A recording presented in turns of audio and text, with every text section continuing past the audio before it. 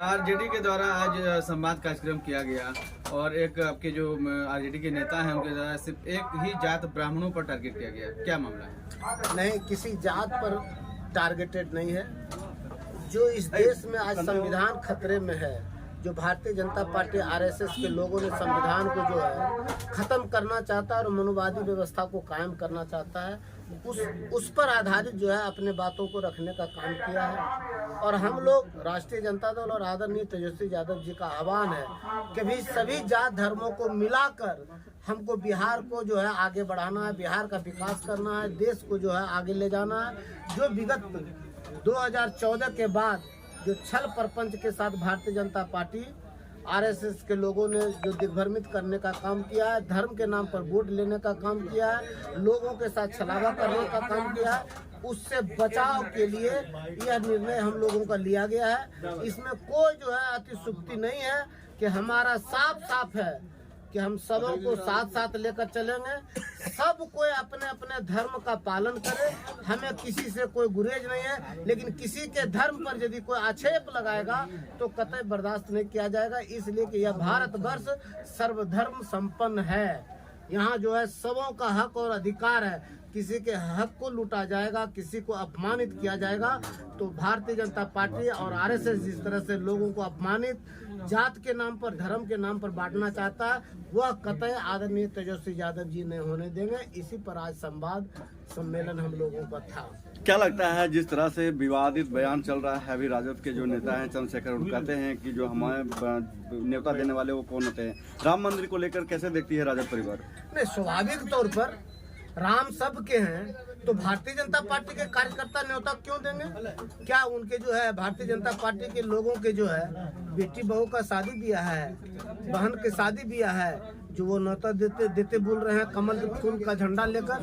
नाम को बदनाम करने का काम भारतीय जनता पार्टी करती है और उस नाम पर जो है वोट बटोरना चाहता है, जो कि कतई नहीं होने देंगे। हम लोग जो है सब जो है एक है और एक रहकर जो है काम करने का काम करेंगे। कितना मजबूत बनेगा इस संवाद कार्यक्रम के बाद राजद परिवार? क्या लगता है जिस तरह से अभी कुछ जैसे संवाद में कुछ असामाजिक तत्व के लोग थे जिसको आपने कहा कि ये वोट नहीं देते हैं, ये कहाँ तक शोभनीय है? नहीं, ऐसे लोग जो है हो सकता है कि भारतीय जनता पार्टी के लोग जो है उनको जो है बीच में भेजा होगा। हम उस चेहरे को जान रहे हैं कि आज तक आजीवन हमको वोट नहीं दिया, क्योंकि जमुई से हम चुनाव लड़ने का काम करते हैं। तो हम जानते हैं कि वह विरोधी है और वह कैसे आ गया और जो है बीच में दिग्भ्रमित करने का काम किया। इससे कोई प्रभाव नहीं पड़ने वाला है।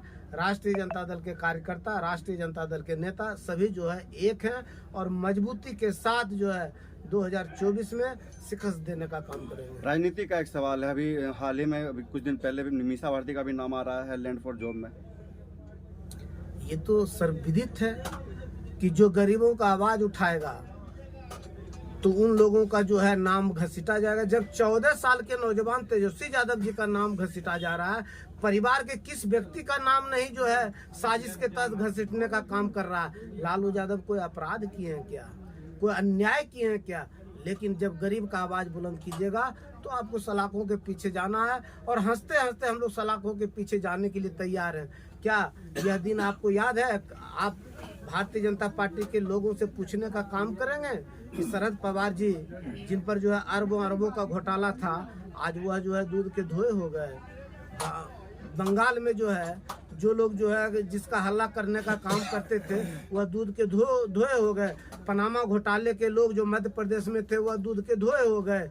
इसलिए साजिश के तहत जो उनके पास चला जाता है वह दूध के धोए और वॉशिंग मशीन में सफाई हो जाता है। लेकिन लालू यादव जी का कहना है कि हम जो है सलाखों के पीछे जाएं, सड़ जाएं, मर जाएं, गल जाएं, लेकिन भारतीय जनता पार्टी के सामने में हम ठेहुना नहीं झुका सकते हैं। चाहे इसके लिए जितना भी हमको प्रताड़ित होना पड़ेगा, हम जो है गरीबों के मान और सम्मान को बचाने के लिए लड़ाई लड़ते रहेंगे। प्रदीप यादव संसारपुर की मौत हुई थी, उसके बारे में कुछ जानकारी दीजिए। अभी तो उसे इंसाफ नहीं मिला। जो थाना कांड वाला, जो थाना कांड में जो वह कानूनी तौर पर किस कारण से मौत हुई थी, जेल में किस तरह से मौतें हुई थी, उस पर कार्रवाई करने का काम किया जा रहा है और यहाँ के प्रशासन के लोग ऊपर तक जो है उन बातों का चर्चा करेंगे, उस पर जो है सही काम किया जाएगा। उसको तो वहाँ के स्थानीय मुखिया ने कभी अंत्येष्टि का पैसा भी नहीं दिया था। ये तो मुखिया का सवाल है, अब नहीं दिया तो कोई दिया ही होगा। क्या लगता है आगामी चुनाव में नीतीश कुमार फिर से पलटी मारने वाले हैं, सुनने में आ रहा है, ऐसे में महागठबंधन कैसे उनको रखें? यह भारतीय जनता पार्टी का कुचक्र है। जब से महागठबंधन और इंडिया गठबंधन बना है, भारतीय जनता पार्टी समझ रहा है कि हिंदी पट्टी क्षेत्र में मजबूती के साथ इंडिया गठबंधन आगे बढ़ रहा है, इसीलिए उनको छटपटाहट है और बार बार जो है अनर्गल बयान देकर लोगों को दिग्भ्रमित करना चाहता है। अब देश में दिग्भ्रमित कोई नहीं होने वाला है, अब सब एक रहेंगे और एक रहकर माननीय नीतीश कुमार जी के नेतृत्व में हम लोग जो है इंडिया गठबंधन का अगुवाई किए हैं। भला वो कभी ऐसा हो सकता है क्या? लेकिन वह दिग्भ्रमित करने का काम भारतीय जनता पार्टी अपने छटपटाहट और अपने हार का जो है सामना नहीं कर पा रहा है, इसीलिए अनर्गल बयान देकर सोचता है कि किसी तरह छिन्न भिन्न हो जाए लोग।